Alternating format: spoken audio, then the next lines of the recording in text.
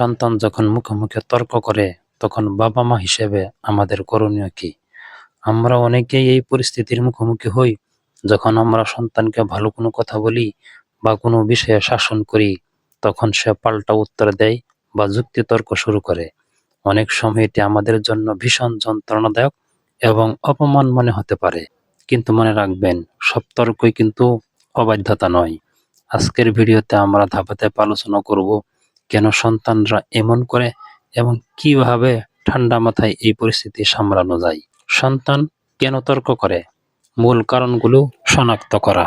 সমাধানে যাওয়ার আগে আমাদের জানতে হবে সন্তান কেন তর্ক করছে। এর পেছনে মনস্তাত্ত্বিক কিছু কারণ থাকে। স্বাধীনতা প্রদর্শন। শিশু যখন বড় হতে থাকে সে নিজের মতামত দিতে চায়। তর্ক করা অনেক সময় তার স্বকীয়তা বা স্বাধীনতার বহিঃপ্রকাশ। আবেগ নিয়ন্ত্রণে অক্ষমতা। ছোট বাচ্চারা বা কিশোরীরা অনেক সময় তাদের রাগ বা বিরক্তি কিভাবে প্রকাশ করবে তা বুঝতে পারে না, তাই তারা চিৎকার বা তর্ক করে। অনুকরণ। আপনার সন্তানকে অন্য কাউকে, হয়তো আপনাকে বা পরিবারের অন্য কাউকে দেখে শিখছে যে তর্ক করেই নিজের কথা প্রতিষ্ঠা করতে হয়। ক্লান্তি বা মানসিক চাপ। পড়াশোনার চাপ, ঘুমের অভাব বা বন্ধুদের সাথে কোনো সমস্যা থাকলেও সন্তান খিটখিটে হয়ে তর্ক করতে পারে।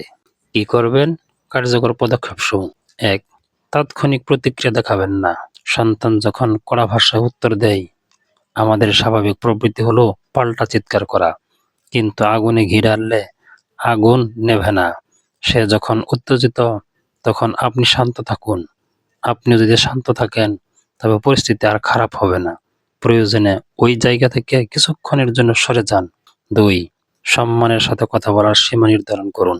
সন্তানকে বুঝতে দিন যে তার ভিন্ন মত থাকতে পারে, কিন্তু সেটা প্রকাশ্যের ভাষা যেন অসম্মানজনক না হয়।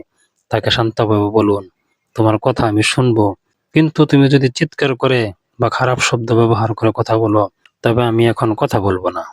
তুমি শান্ত হলে আমরা এটা নিয়ে আলোচনা করব। ৩. সক্রিয় শ্রোতা হন। অনেক সময় সন্তান তর্ক করে কারণ সে মনে করে তার কথা কেউ শুনছে না।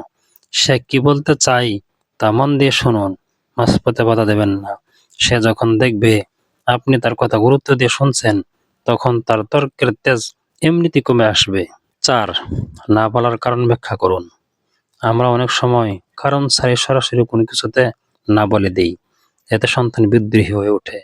আপনি যদি কোনো বিষয়ে তাকে নিষেধ করেন, তবে তার পেছনের যুক্তিটা তাকে বুঝিয়ে বলুন। যেমন, তুমি এখন বাইরে যেতে পারবে না কারণ কাল তোমার পরীক্ষা। কেবল যেতে পারবে না বলার চেয়ে এটি অনেক বেশি কার্যকর। ৫. সন্তানকে পছন্দের সুযোগ দিন। সবসময় হুকুম না দিয়ে তাকে কিছু অপশন দিন। যেমন, তুমি কি এখন পড়তে বসবে নাকি ঘরটা গুছিয়ে নিয়ে আধা ঘন্টা পর পড়বে। এতে সে অনুভব করবে যে তার জীবনের উপর তার কিছুটা নিয়ন্ত্রণ আছে, ফলে তর্কের প্রয়োজন কমে যাবে। কি করবেন না, অর্থাৎ সাধারণ ভুলসমূহ। সবার সামনে অপমান করবেন না। আত্মীয় স্বজন বা বন্ধুদের সামনে সন্তানকে বকাঝকা করলে তার আত্মসম্মানে আঘাত লাগে এবং সে আরো বেশি বিদ্রোহী হয়ে ওঠে। পুরনো কাসন্দি ঘাটবেন না। বর্তমান সমস্যার কথা বলতে গিয়ে গত মাসের বা গত বছরের ভুল টেনে আনবেন না। শারীরিক আঘাত নয়, মারধর করলে বা গালিগালাজ করলে সাময়িকভাবে সে চুপ হয়ে যেতে পারে, কিন্তু দীর্ঘমেয়াদে সে আপনার প্রতি ঘৃণা পোষণ করবে এবং তর্কের মাত্রা আরো বাড়বে। কি করবেন? ইতিবাচক আচরণে প্রশংসা করুন। আমরা সাধারণত সন্তান যখন ভুল করে তখনই প্রতিক্রিয়া দেখাই, কিন্তু সে যখন শান্ত থাকে বা কোনো কথা সহজে মেনে নেয়, তখন আমরা তার প্রশংসা করি না। যখনই সে আপনার সাথে সুন্দর আচরণ করবে, তখন তাকে ধন্যবাদ দিন বা বলুন, আজ তুমি কত সুন্দর করে কথা বললে, আমার খুব ভালো লাগছে। এই প্রশংসা তাকে ভালো হতে উৎসাহিত করবে। বাবা মা হিসেবে নিজের আচরণ পরিবর্তন। মনে রাখবেন, সন্তান আপনার আয়নার মতো। আপনি যদি অন্য কারোর সাথে চিৎকার করে কথা বলেন বা সঙ্গীর সাথে তুচ্ছ কারণে তর্ক করেন, তবে আপনার সন্তান সেটাই শিখবে। তাই সন্তানের সামনে নিজেকে একজন রোল মডেল হিসেবে উপস্থাপন করুন। নিজের মেজাজ নিয়ন্ত্রণ করতে শিখুন। সন্তানও আপনাকে দেখে ধৈর্যশীল হতে শিখবে। পরিশেষে বলবো, সন্তানের সাথে আপনার সম্পর্কটা যেন ভয়ের না হয়ে বন্ধুত্বের হয়। সে যেন আপনাকে বিশ্বাস করতে পারে।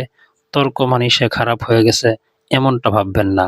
ধৈর্য ধরুন, সময় দিন, এবং ভালোবাসার মাধ্যমে তার হৃদয়ের জায়গা করে নিন। আজকের ভিডিওটি যদি আপনার উপকারে আসে তবে লাইক দিন এবং অন্য বাবা মায়ের সাথে শেয়ার করুন। এরকম ভিডিও পেতে আমার চ্যানেলকে সাবস্ক্রাইব করে পাশে থাকবেন। ধন্যবাদ।